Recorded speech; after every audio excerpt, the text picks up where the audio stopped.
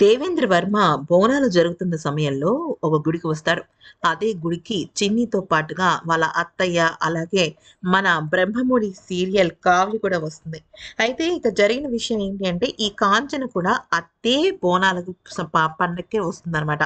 ఇక ఈ దేవేంద్ర తన కొడుకుతో కలిసి పూజ చేస్తున్న సమయంలో, ఈ బాలరాజు మనుషులు బిడ్డనెత్తుకెళ్ళిపోవడానికి ప్లానేస్తూ చిన్నిని చూసి బాలరాజుకి ఫోను చేసి, బిడ్డ దొరికిందని, అంటే మళ్ళీ ఆ తప్పిపోయిన అమ్మాయి దొరికిందని, మనం ఆ అమ్మాయిని మళ్ళీ తీసుకెళ్ళిపోవచ్చు అని అనడంతో బాలరాజు కూడా రంగంలోకి దిగుతాడు.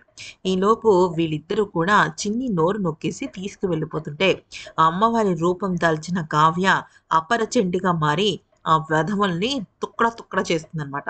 మొత్తానికైతే మాత్రం బోనాల థీమ్‌ని మన సీరియల్స్‌లో బ్రహ్మాండంగా వాడుకుంటున్నారు. చిన్ని ఎలాగైనా సరే ఈ ఆపదల నుంచి బయటపడాలి అంటే మాత్రం ఖచ్చితంగా వాళ్ళమ్మ జైలు నుంచి బయటికి రావాల్సిందే.